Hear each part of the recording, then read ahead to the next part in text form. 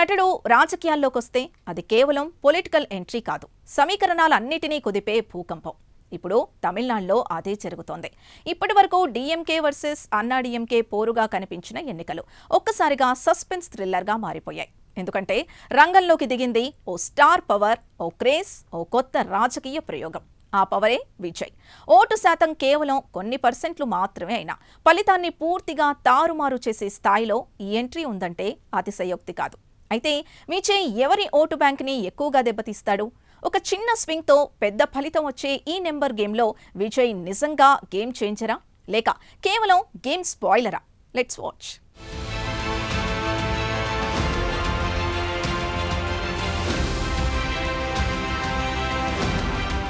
తమిళనాడు రాజకీయాల్లో మరోసారి భారీ సమరం ప్రారంభమయ్యింది. సాధారణంగా 5 ఏళ్లకోసారి అధికార మార్పిడి చూసే ఈ రాష్ట్రంలో ఈసారి పోరు కాస్త భిన్నంగా కనిపిస్తోంది. ఒకవైపు అధికారాన్ని నిలబెట్టుకోవాలని స్టాలిన్ నేతృత్వంలోని డీఎంకే వ్యూహాలు రచిస్తోంది. మరోవైపు తిరిగి పుంజుకోవాలని అన్నాడీఎంకే తీవ్ర ప్రయత్నాలు చేస్తోంది. కానీ ఈసారి కథలోకి కొత్త ఫ్యాక్టర్ ఎంట్రీ ఇచ్చింది. అదే టీవీకే పార్టీ. నటుడు విజయ్ స్థాపించిన టీవీకే ఇప్పుడు తమిళనాడు రాజకీయాల్లో కీలకంగా మారింది. ఎన్నికల గణితం చూస్తే విజయ్ పార్టీకొచ్చే ఓటు శాతం మొత్తం ఫలితాన్ని పూర్తిగా మార్చే స్థాయిలో ఉంటుందని విశ్లేషణలు చెబుతున్నాయి.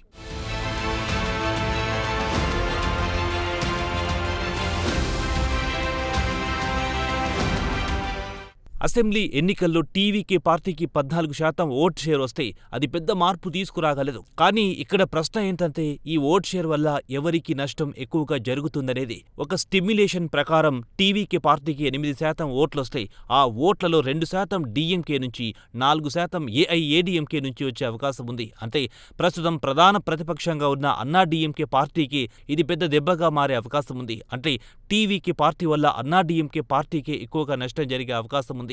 డీఎంకే పార్టీపై విజయ్ ప్రభావం చాలా తక్కువగానే ఉంటుందని, అన్నాడీఎంకే పార్టీలోనే ఓట్ల చీలిక వస్తుందని విశ్లేషకులు చెబుతున్నారు. అంటే ఇది పరోక్షంగా డీఎంకే పార్టీకి ప్లస్ పాయింట్గా మారుతుంది.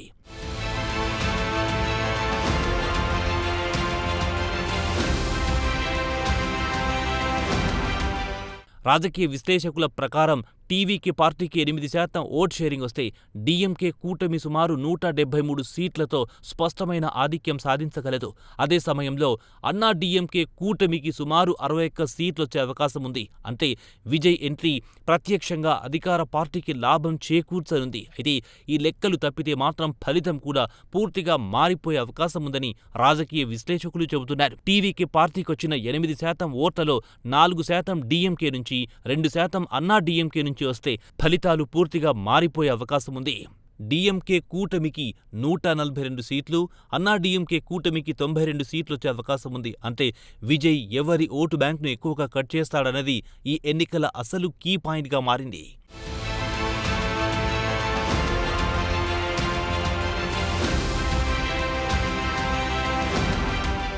ఇక ఓటు శాతం 10%కి చేరితే ఈ లెక్కలు మరింత ఆసక్తికరంగా మారుతున్నాయి. టీవీకే పార్టీకొచ్చిన ఓట్లలో ఎక్కువ భాగం ఏఐఏడీఎంకే నుంచి వస్తే డీఎంకేకు మరింత లాభం కలుగుతుంది. ఈ పరిస్థితుల్లో డీఎంకే కూటమి 176 సీట్ల వరకు వెళ్లే అవకాశం ఉంది.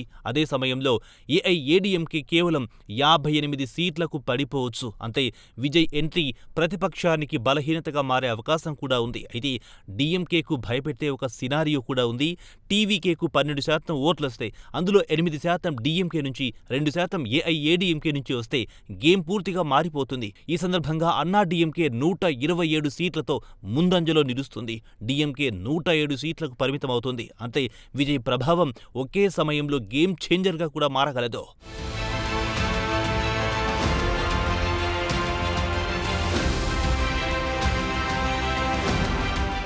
ఇక 14% ఓట్ షేర్ అనే హైపోథెటికల్ సినారియోలో ఫలితాలు మరింత ఆసక్తికరంగా మారుతాయి. ఈ ఓట్లలో ఎక్కువ భాగం అన్నాడీఎంకే నుంచి వస్తే డీఎంకేకు క్లియర్ మెజార్టీ వస్తుంది. కానీ అదే ఓట్లు డీఎంకే నుంచి వస్తే పోరు పూర్తిగా మారిపోతుంది. అంటే విజయ్ ఎంట్రీ 2 ప్రధాన పార్టీలను టెన్షన్ పెడుతుందనే చెప్పొచ్చు. అయితే ఈ విశ్లేషణలన్నింటిలో ఒక విషయం మాత్రం స్పష్టంగా కనిపిస్తోంది. ప్రస్తుత పరిస్థితుల్లో టీవీకే స్వతంత్రంగా ప్రభుత్వం ఏర్పాటు చేసే స్థాయికి చేరుకునే అవకాశాలు కనిపించడం లేదు. కానీ కింగ్ మేకర్ పాత్రలో మాత్రం కీలకంగా మారే అవకాశం ఉంది.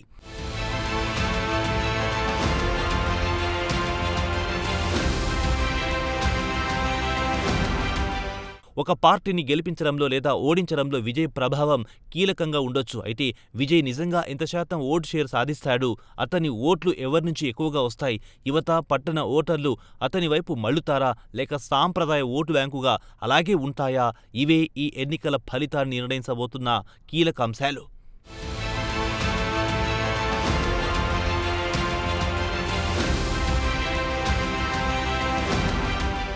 మొత్తానికి తమిళనాడు ఎన్నికలు ఈసారి కేవలం పార్టీల మధ్య పోటీ కాదు, ఒక కొత్త శక్తి ఎంట్రీతో మారిపోయిన సమీకరణాల పోరు.